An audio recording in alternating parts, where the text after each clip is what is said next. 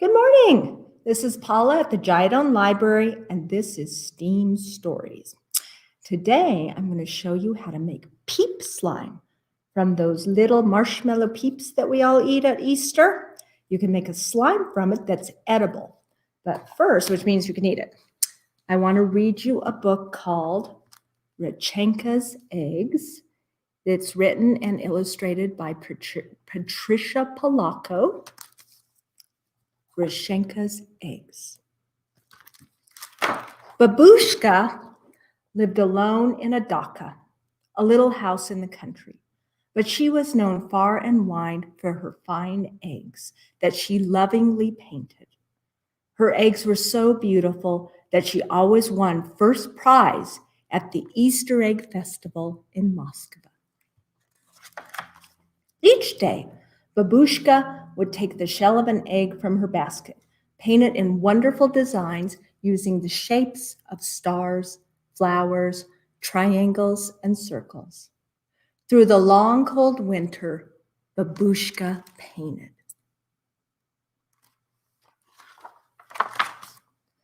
Then one day, after a snowstorm, Babushka went outside. She could still hear the faint sound of falling snow. It was a sound like soft rain. Herds of caribou came to feed at Babushka's because the grasses they usually ate were covered with snow. A miracle, she whispered, a miracle. These wild things have found their way to me. Just then, a flock of noisy geese honked loudly overhead. As they glided over the snow, one of them faltered and fell from the sky. Babushka went to where the goose lay crumpled in the snow. A hunter did this, Babushka grumbled. She carefully picked up the goose and took it back to her little house. Then, there she fed the little goose from her own table and put the goose in her best basket lined with the warmest quilt from her own bed. I shall name you a good name, one that we both can like. Eh, my little friend? She said as she patted the goose's head. How do you like Rashenka? Yes, then Rashenka it shall be. With Babushka's care, Rashenka grew stronger as each day passed. To repay her kindness, Rashenka laid an egg for breakfast every morning. As Babushka got better, she waddled around the little house exploring every nook, cupboard, and corner. One day she jumped on top of Babushka's work table, overturning the jars of bright-colored paint that she used to color her eggs. Nit! Babushka screamed as she chased the goose with a broom. No! The frightened goose flapped her wings to get away and knocked over the basket of eggs that Babushka had so lovingly painted. The eggs crashed onto the floor and shattered into millions of pieces. They were both very sad. There was no reason for Babushka to go to the festival now. The next morning, Babushka slowly got out of bed and trundled over to Rashenka's basket to get her morning egg. But when she reached into the middle of the quilt, she picked out the most brilliantly colored egg that she had ever seen. A miracle, Babushka whispered. A miracle. See it? There's the egg. She made small holes at both ends of the egg and blew the yolk and white into a dish to cook and eat later for breakfast. Then she held the egg up to the morning light and marveled at its beauty. After that, every morning for 12 mornings, there was another egg, each more beautiful than the one laid before. Soon Babushka had enough eggs to take to the festival in Moscow.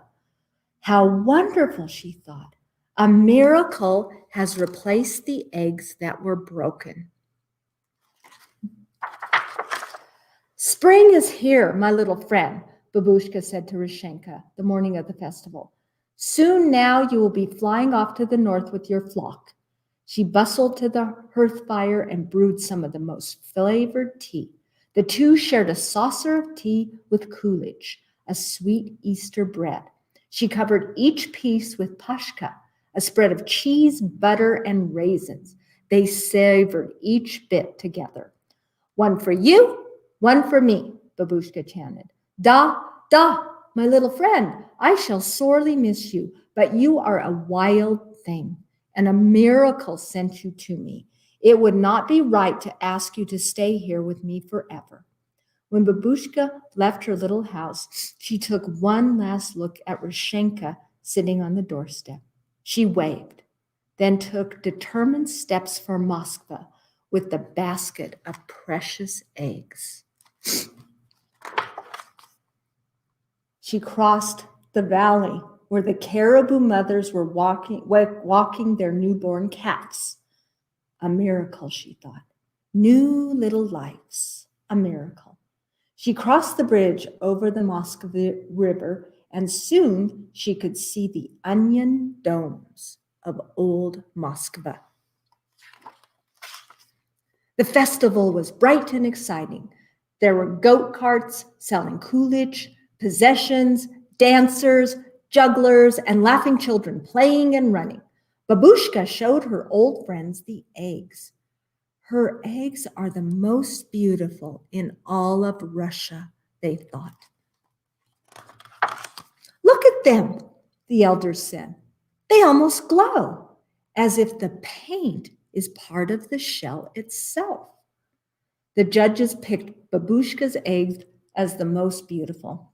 Babushka was so happy. She beamed as she looked at the first prize, a feather bed quilt. As Babushka made her way homeward, a honking flock of geese flew overhead. Babushka gave them a long, lingering look. She wondered if Rashenka was one of them. When Babushka arrived at her home that evening, Rashenka was gone. Alone, she put the new quilt on her little bed. She brewed a cup of tea, ate the last of the Coolidge, got into bed with her favorite book of poems, and drifted off to sleep.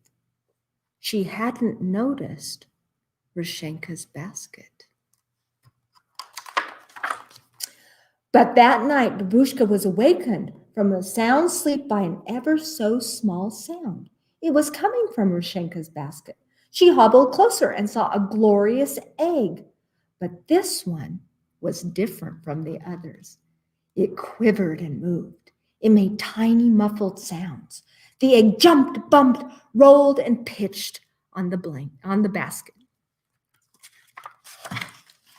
Then there was a crack, and Babushka could see the very special gift that Rashenka had left for her. All a miracle, Babushka said. And this little goose remained with Babushka always. Oh, how sweet. She gave her a little goose. So now let me show you the peep slime. So let me get my bowl full of peeps. And these are green on the outside and pink on the inside. I'm going to see what color they turn into. And then you need a teaspoon of oil. Grab my teaspoon. I'm going to grab my spoon too. I'm going to stir it up. Oh, whoop. First I have to put them in the microwave for 30 seconds. But I kind of watch them. I'll turn it on for 30 seconds, but I watch to see how big they get. And at a certain point, I'll take them out if they're starting to look like they get too puffy. They look good. See, now they're starting to get puffy. And that's probably right. So I think I left that in for like 20 minutes. Then the teaspoon of oil. Oh, I should show you, huh? I should show you the puffy things. I'm putting the teaspoon of oil in. Then I'm going to stir it all up. Put that down. You can see it better. So I'm stirring now.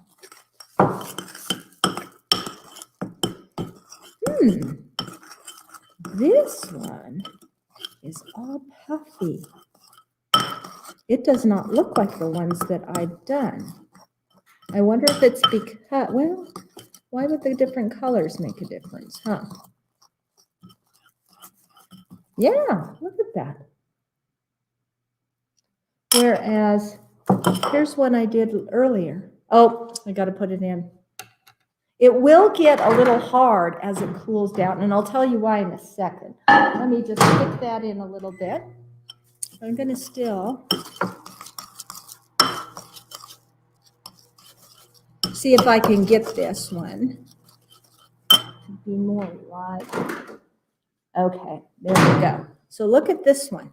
This is the one that I did earlier to have it prepared. It's a pink one, and there it is, kind of acting like the slime.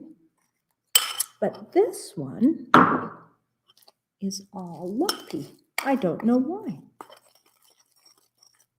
Let me get my yellow ones. I've got it at 19 seconds. I think that's going to be good. So let's watch as it blows up. Maybe I won't do it as long as I did the other one. It's getting big. One. All right. Okay, see how they're all puffy? Let's try the teaspoon of oil again. Okay, put that in. Yes, this one is acting more like the others did. See how it's all sticky?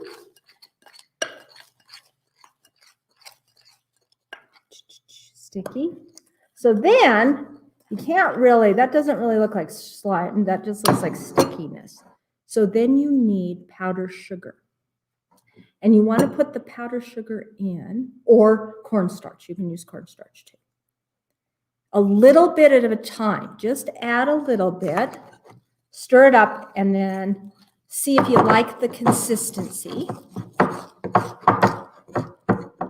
Ah, see, that looks like slime. Now that looks like slime. That's the way I like it. I like it to look like slime. But if you want to play with it, and first thing you want to do is wash your hands before you play with it, you might want to put a little more powdered sugar in, stir that up, and it'll get less sticky. So you can actually put it in your palms, play with it. Isn't that great? So I do have the yellow one that I just did. There's the pink one. The pink one came out really nice color. Really nice color. And then I have a blue one. That one is kind of cooled down too. So it isn't going to last till like the next day, because when it does cool down, it gets harder. You can put it in the microwave again and make it soft again. And then you can put colors together. You can do what you do with the regular slime. That's peep slime. And why this one failed, I'm not sure. Maybe I put it way too much. Ah, now that it's cooling down. But it's kind of not a very nice color anyway.